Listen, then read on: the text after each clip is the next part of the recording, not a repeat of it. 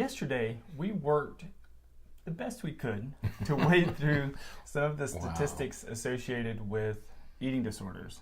It was a complicated mess. Complicated mess. Tangle a fishing line. Yeah. All right. Yeah, it's really a mess. Today, we are entering another world of complicated mess. Right. Not quite as bad. Right, it's not quite as bad.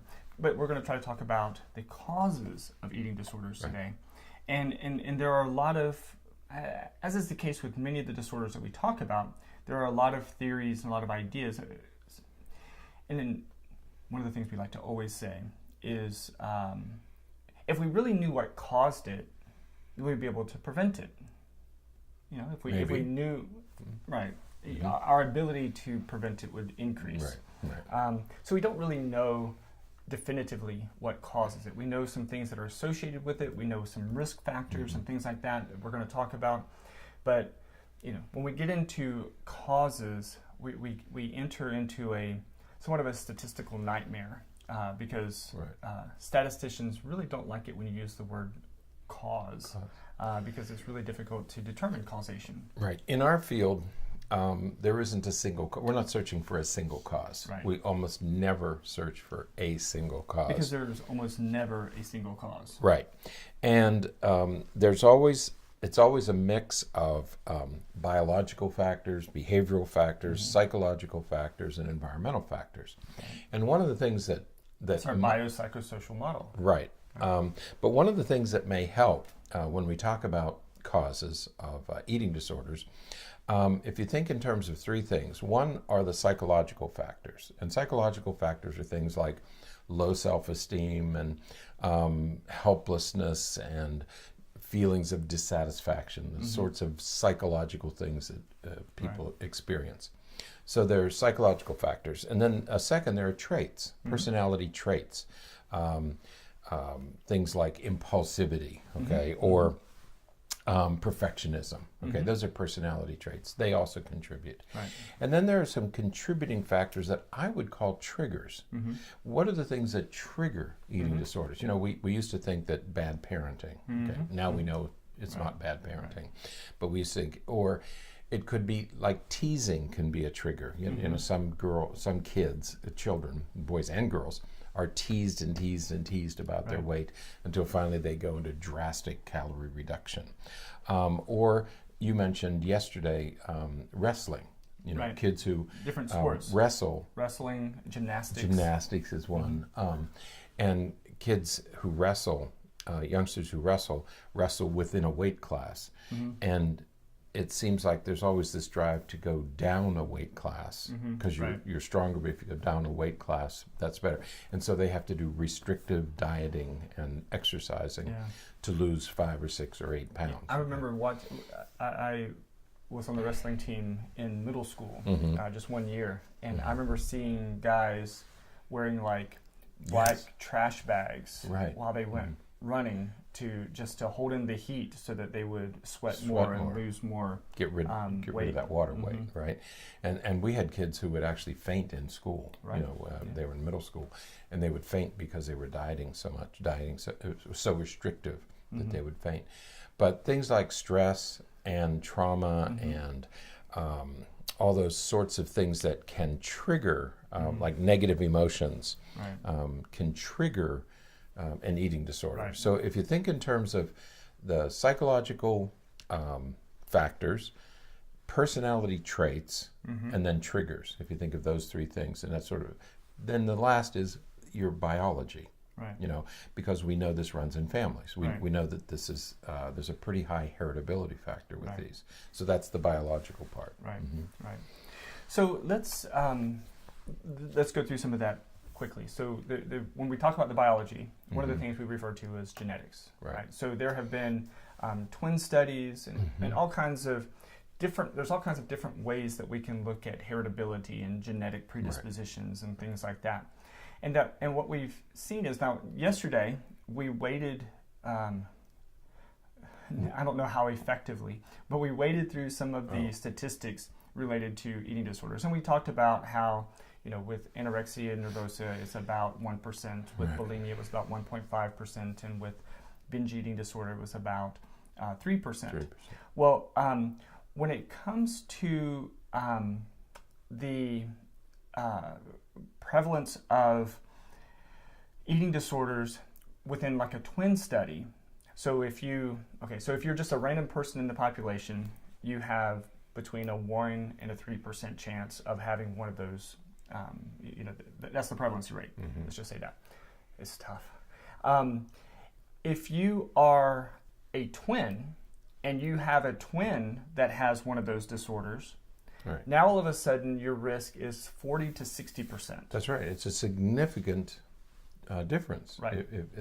So that suggests strongly that there's a heritability factor. Right. Okay. Right. That you get, people call it the fat gene. It's not right. a fat gene. Right.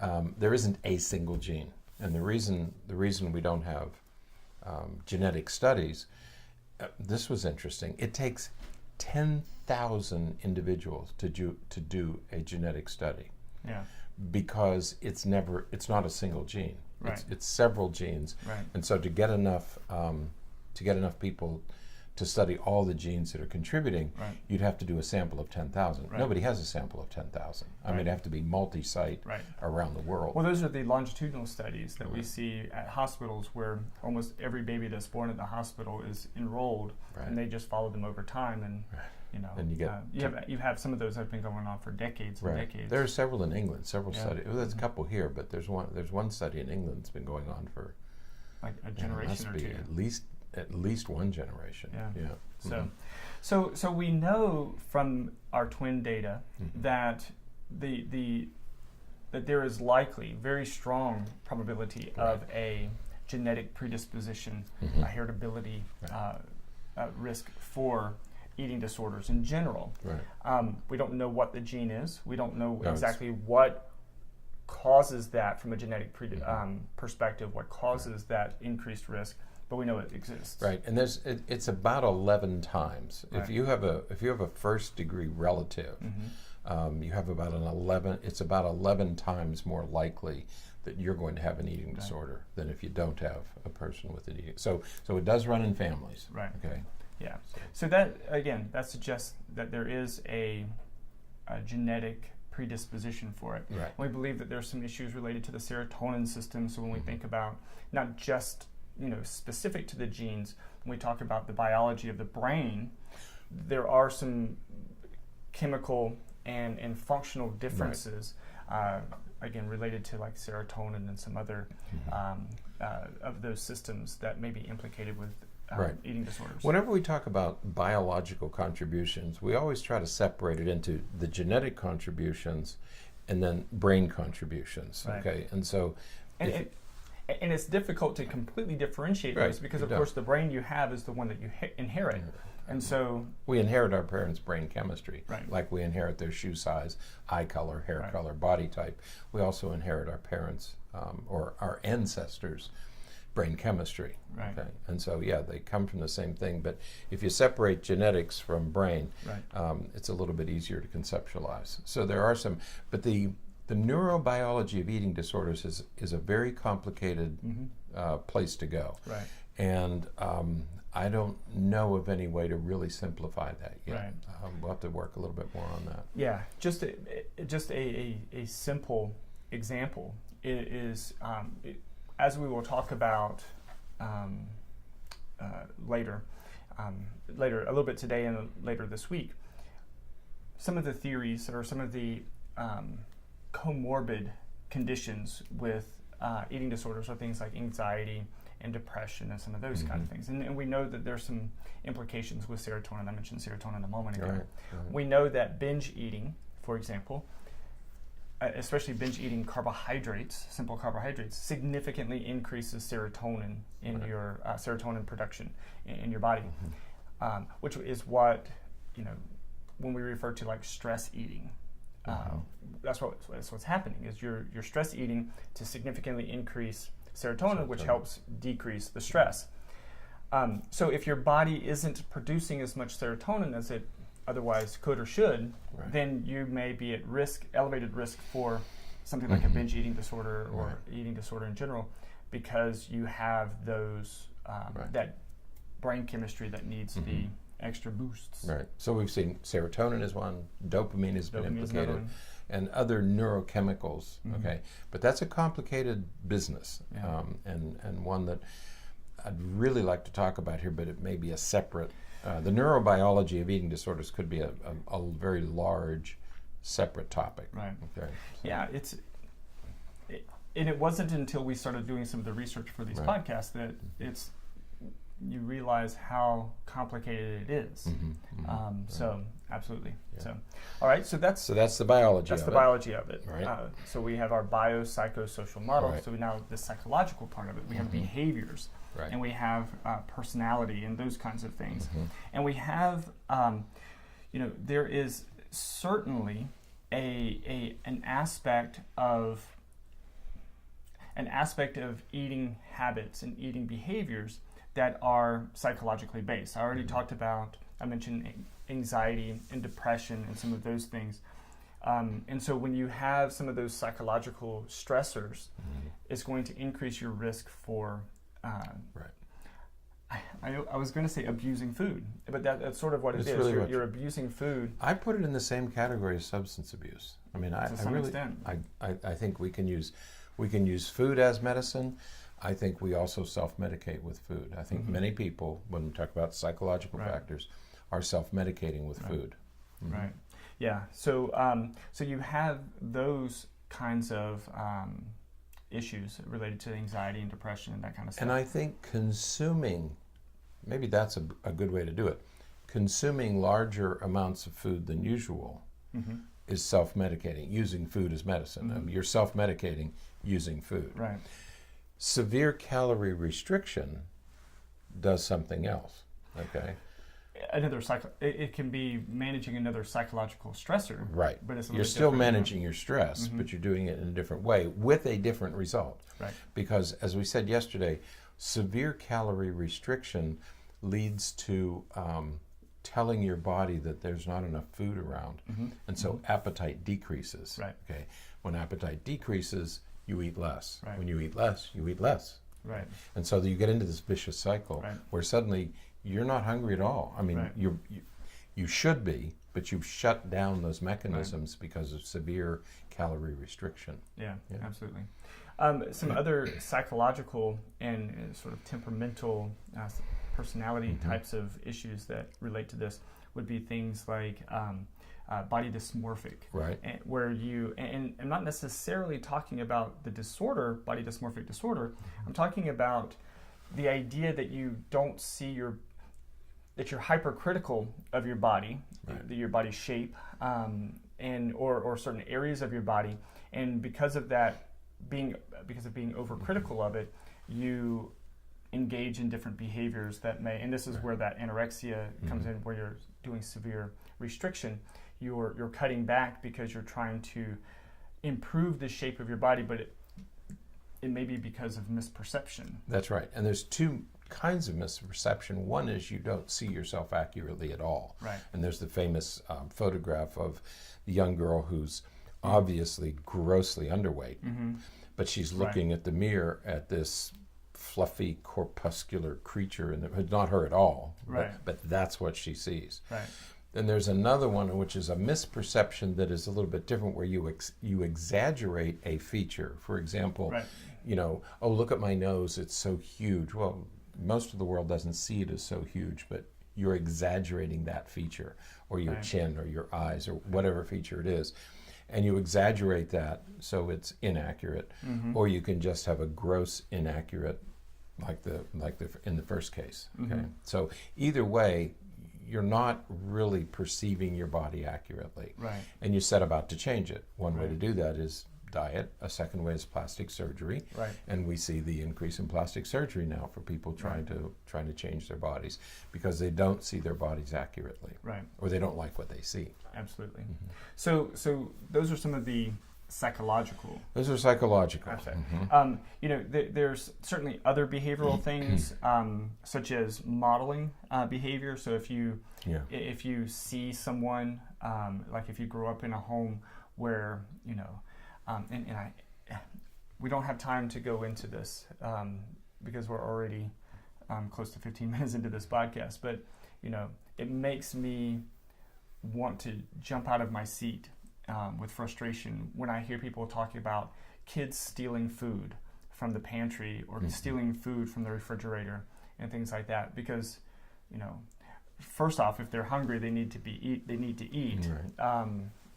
And second of all, if it's because they're stealing junk food, there probably shouldn't be junk food in those places for them to take and for them to eat. So, but again, if food is seen as sort of this commodity that you can hoard or you can steal or you can that's being used as a reward, I was never one to. If you go potty, I'll give you some M&Ms, or if you do this well, I'll give you this candy bar or something like that. We never did that in my home, because that just doesn't. Why would I want to reward positive behavior with something that's really not bad for the child? So, but those kinds of things can also result in some bad eating behaviors. Yep. So, all right. And finally, we had the social part, so the biopsychosocial part. The social, clearly, we all know, I think it's a pretty common thing now, where we appreciate the role that society, television programs, newspaper, not newspaper ads, well, to some extent, not that many people look at the newspaper, but those media have a significant influence on our perception of what normal, quote unquote, normal is. Right. And as you mentioned yesterday, with the body mass index of Miss America dropping from 22, which is in the normal range, down to 16.9, which is below the normal range. Clearly what we're looking at as typical, healthy, is very different. The movie stars of through the 60s, 50s, 60s, probably into the 70s, would be considered obese today. Right. You think about, you've seen those images that compare like Marilyn Monroe to Lana Turner and right. Linda Carter, and some Linda of those very famous women from the, as you said, 50s, a few 60s, decades ago, 70s, right. and compared them to famous women now, there is a massive difference in body shape and size, and it's I don't want to say unfortunate because that sort of understates it, but it's unbelievable that we can make that big of a difference can happen in just a couple. When you were in high school, did you hear of a six-pack? Not much. Some, but there were a few people, but not much. It was a concept that I never heard it. Right. When I was growing up. It just wasn't part of our reality. Right. Today, it's a significant part. Right. Everybody wants one. Well, now they want an 8-pack. We're not talking about beverages. We're talking about stomach muscles. Yeah. And so the whole concept of what an ideal body looks like is changing, and it's getting thinner. There was The Devil Wears Prada, that famous line about 6 is the new 4 or something, these sizes. And girls want to be a 2, or they want to be a 0, or they want to be a 00. Did you watch that movie? I have girls. I watched it multiple times. I didn't see that movie. What? You didn't have I started to, but I thought that was because I thought it says The Devil Wears Piranha, and I was thinking that would be a really interesting movie, but then I was like, I didn't know what Prada was, or is. I don't know. I know it's a clothing line, or something. Sort of. Bags? You could call it a clothing line. Bags? Jewelry? Yes, a little bit of each. Okay. Cologne. Cologne? You are much more cultured in those areas than I am. I don't know that stuff. You come in. That's because I had girls. I appreciate that. Yeah. Right. No, I'm not. And girls know this stuff, and sure. And I as the one who like purchases, pay for it. As the one who purchases those things, I need to know what I'm buying. So that's you have to know what all the logos are. So wait a minute, I know that logo. I know that one's expensive. That's right. Put it back. No. But that's what these sizes are changing, and so being a 0 for any adult, adolescent or beyond, to be a 0 or a double 0, but that's pretty small. I mean, that's size tiny, 0 tiny. doesn't make sense to me. I mean, you're talking about pre-adolescent, How could pre-pubertal kids wear those sizes. Yeah. So, but that's where we're headed. I mean, there's been this gradual, since the 1930s, there's been this gradual reduction in size. The other thing, and I'm speaking of this without complete comprehension of it, so there's that warning. But it seems to be that those sizes restart in different categories. So there's Mrs. When we're talking about women's sizes, because I don't think that the same thing exists with men's sizes, but you have Mrs. and you have these different, and you have that same size spectrum, right? Mrs. But then it starts over in the next size up, next. But a size 10 is a size 10. Yeah, it's confusing to me. 10 used to be average. Okay. I mean, if a woman was a 10, a little bit fluffy, but an 8 certainly. Not obese, just. You said fluffy. That's what they call it. Is that what they call it? You need more girls in your life. No. I don't know how to respond to that. Don't.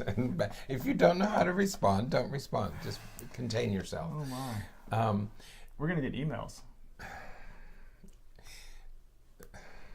So anyway, 8 to 10 used to be average. Today, that's considered embarrassingly large. Yeah. Mm-hmm. 10, 12, you're getting into you're headed into that's the perspective of most. Right. And where we see that today, and this has been on the internet the last couple of weeks, is that I don't know whether men and women are doing this or not. You can Photoshop your selfies. Right. Okay. Mm-hmm. And now they're taking their Photoshopped selfies to plastic surgeons and say, this is what I want my face to look like. Right. Yeah. So, So again, regardless of what else you say about it, it speaks to the issue of we want to be thinner and smaller. Okay. And that's what that whole movement is about, is being thinner and smaller. The poor woman who died of surgery, she wanted to have some kind of surgery on her derriere, and she ended up dying with the surgery. You know? So we keep shaping our bodies to match some model, and the model is thinner and smaller. Right. The fashion houses in Europe are starting to ban women with a lower than a certain body mass index, and they're saying, no, if your BMI is below this, we don't want you out here because it sets the wrong tone, sends the wrong message to young girls. Yeah. So the power of media and advertising and all of that is continues to be profound. But it's a trigger. It's a contributing factor, not a cause. Right. Okay. So don't blame the media. The media is a trigger. There's something else going on, because one of the things we know is that underneath these eating disorders are psychological distress. And we know that there's cultural differences as well. It's and so that again is a trigger. It's a contributing factor, but it's not a cause. So that's right. So be careful with cause. Waded through all that. So but that's one of the reasons we wanted to talk about eating disorders, is they are very complicated. Yeah. Once you get into this world, you realize just how complicated it is. Right. And so I'm glad we're wading into this as we are, but it's been a wake-up call for me, certainly. Absolutely. Is how complicated all of this stuff is. Yeah, much more so than we thought. Right. So. Right. Exactly. All right. Well, that is it for today. Tomorrow we are finally going to get into talking about the types of eating disorders, and we'll kind of dig into each one individually a little bit more. Sorry that these podcasts are a little bit longer than our typical weekday podcasts, but these are big topics. But we enjoy spending time with you guys. Absolutely. So, why not? Yeah. So keep writing to us. Yes. That's right. This whole week was because someone wrote in and asked us about eating disorders. We thought it'd be a great idea to talk about it. Keep those ideas coming in. Yep, absolutely. Okay. All right. Until next time, stay happy, stay healthy, and forget to be afraid. you.